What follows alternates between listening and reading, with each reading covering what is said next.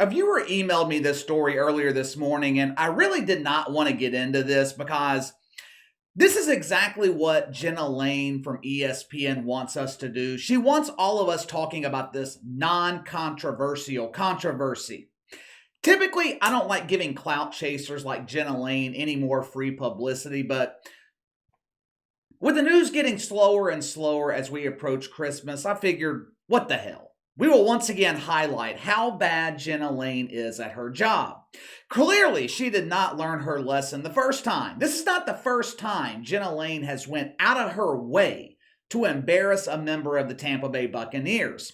If she worked for an honest media outlet, Jenna Laine would be unemployed. This woman represents everything wrong with the modern media. Journalism is no longer about reporting the truth. It's no longer about giving fans access to players and coaches. One of the first rules in journalism: never make yourself part of the story. You're supposed to be behind the scenes. The star of the show should be whoever is the focus of your story. But that's not the way journalism works anymore. The media has become filled with clout chasers.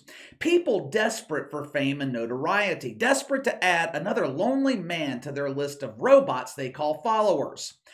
I would imagine most of you guys are unfamiliar with the work of Jenna Laine. If you live outside the Tampa area or you don't make a living analyzing the media, you would have no reason to give a shit about her. So let me give you a brief reminder of what Jenna Laine calls journalism.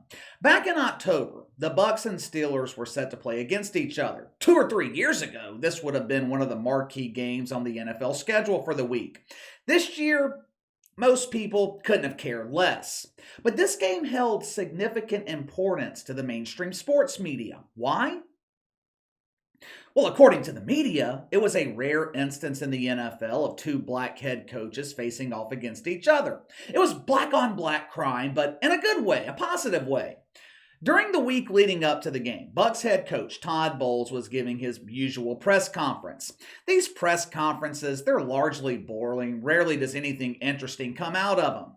The coaches don't want to be there. Members of the media are searching for woke boner words to entice their lonely male followers to give them a thumb in the bum on Twitter. In most cases, though, for normal people, complete waste of time.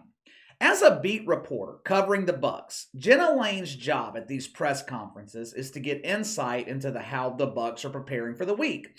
Ask about player injuries, ask about the game plan, ask catering for seconds when cucumber lunch is served. Typical mundane questions. But Jenna Laine had a completely different approach to this press conference. One eager shitfuck beat her to the punch, asked Todd Bowles about the racial component heading into Pittsburgh. Todd Bowles refused to bite into that shit sandwich, so Jenna Laine followed up with a woke wiener. Watch it for yourself. You and Mike Tomlin are two of the few black head coaches in the league. I wonder what your relationship is like with them and your thoughts on Steve Wilks joining that fold. I have a very good relationship with Tomlin. We don't look at what color we are when we coach against each other. We just know each other. I have a lot of very good white friends that coach in this league as well, and I don't think it's a big deal as far as us being coaching against each other. I think it's normal. Wilkes got an opportunity to do a good job. Hopefully he does it. And we coach ball. We don't look at color. But you also understand that representation matters too, right? And that when young aspiring coaches or even football players, they see you guys, they see someone that looks like them, maybe grew up like them, that has to mean something. Well, when you say you see you guys and look like them and grow up like them, it means that we're oddballs to begin with. And I think the minute you guys stop making a big deal about it, everybody else will as well. After being publicly humiliated by Todd Bowles, Jenna Laine then got on Twitter and tried to defend her line of questioning. The question was ridiculous to begin with. People are not inspired by skin color. They're inspired by people. The only people inspired by skin color are the wanker spankers. Michael Jordan, my favorite athlete growing up. As a kid, you think I ever cared that Michael Jordan was black and I was white? If I followed the rules of the media, I should have been looking up to Larry Bird. Now you would think, after having her hand slapped out of the cucumber jar by Todd Bowles, Jenna Laine would have learned her lesson. Yesterday afternoon, after the Bucs found another creative way to lose a game, Jenna Laine was back to chasing clout. Now, I gotta give her credit. She is one hell of a runner. Jenna Laine runs the Clout 40 in 3.9 seconds. One of the big plays yesterday in the Bucs' loss to the Bengals was a fake punt call in the third quarter. Giovani Bernard was supposed to receive the snap. He wasn't ready for it, wasn't expecting it, missed the play call. I don't know. Either way, he fumbled the ball, the Bengals recovered.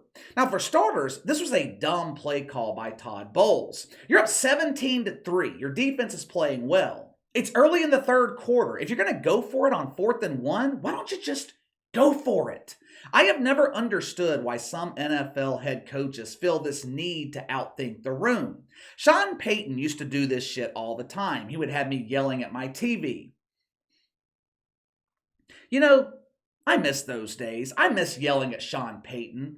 I didn't even watch the Saints yesterday unless they were shown on Red Zone. I don't have any more energy to give to Dennis Allen. I refuse to watch garbage. But anyway, Giovani Bernard fumbles the snap on the fake punt. Big play in the game, no doubt about it. Gave all momentum back to the Bengals. But it certainly wasn't the reason the Bucs lost that game yesterday.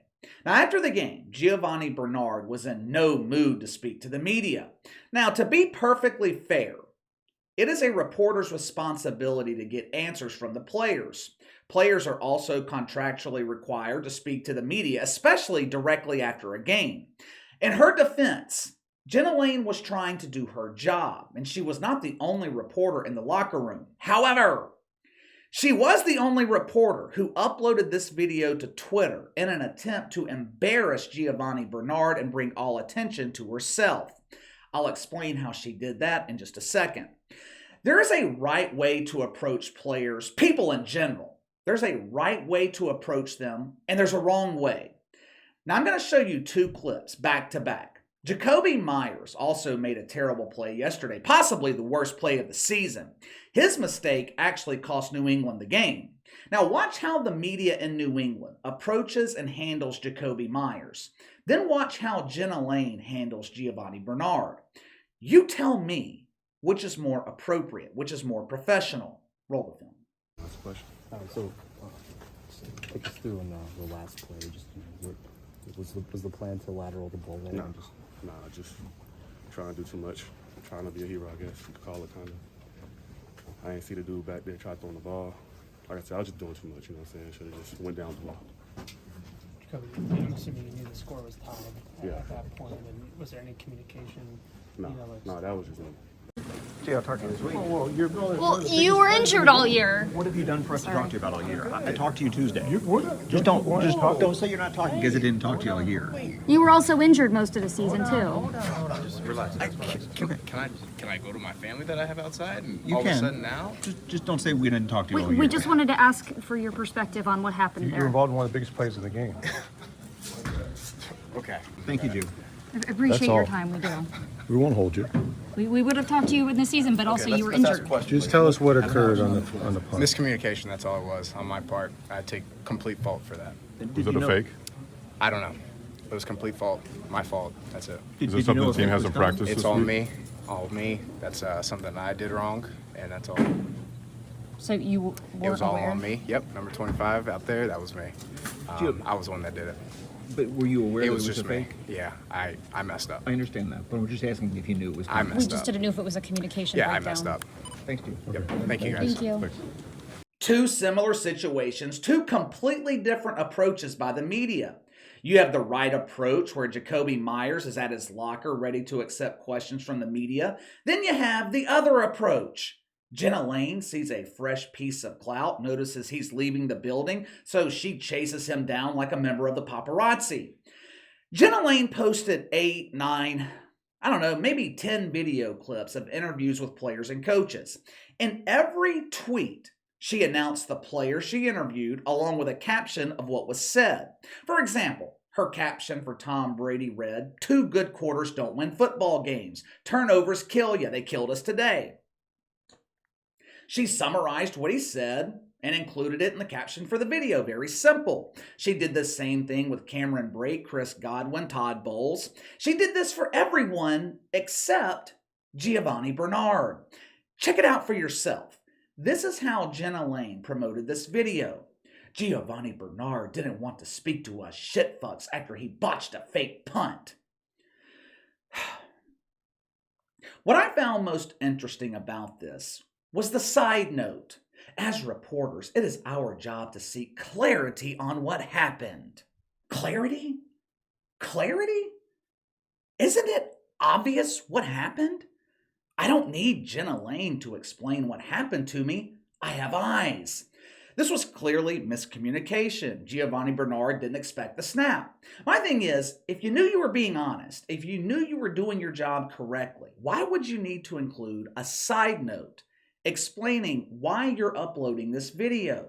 You didn't do that for any of the others. I mean, I'm not stupid. I don't need an explanation as to what a reporter is supposed to be doing. Jenna Laine included this side note for a reason. She was trying to fool her followers. When you translate the side note, it actually reads, I'm trying to bring attention to myself by hounding a player after an embarrassing moment in the game. Please love me. Please follow me. I promise to always bring this level of excellent journalism. Jenna Laine called this fumbled punt the most pivotal play in the game. Obviously, she earned her degree from the Mina School of Analysis, where wins and losses are not a quarterback stat. A fumbled punt early in the third quarter with a 14-point lead is not the most pivotal play in the game. It was a big play. It was a big mistake, but there was plenty of time to correct it. If Jenna Laine was expecting compliments and praise from her followers, she was severely disappointed. Go check out the threads for yourself. She was absolutely crucified on Twitter. It got so bad, she actually started insulting her own followers. She told one of them that his Twitter interaction with her was his only interaction with a woman all year. And to be honest with you, she was probably right. She spent hours this morning trying to defend herself from this onslaught. But again, if you were really doing honest reporting, would you need to defend yourself? The video footage should speak for itself, which in this case it did, just not the way Jenna Laine wanted it to. I'm trying not to be too hard on her because I know she was just trying to do her job. Maybe this is why I wouldn't be a good reporter. If I asked to speak to someone and they told me no, I would just move on. You don't want to talk to me? Fine, I'll talk to someone else. Maybe this is why ESPN thinks Jenna Laine's good at her job. She refuses to take no for an answer. I don't know. Give me your thoughts. Now, I don't think this situation was nearly as bad as the one with Todd Bowles from back in October, but Jenna Laine doesn't look good coming out of this. She constantly tries to make herself the star of the show when she's supposed to be behind the camera. What did you think of this exchange? Was Giovani Bernard in the wrong? Should he have handled this like Jacoby Myers? Or was his reaction warranted since he was being hounded by wannabe paparazzi? Let me know. Sound off in the comments below. Make sure to like and subscribe. Click the notification bell to receive all notifications from the channel. Best way to contact me is by email at btlkc84@gmail.com, KC_BTL84 on Twitter. I'll see you guys tomorrow.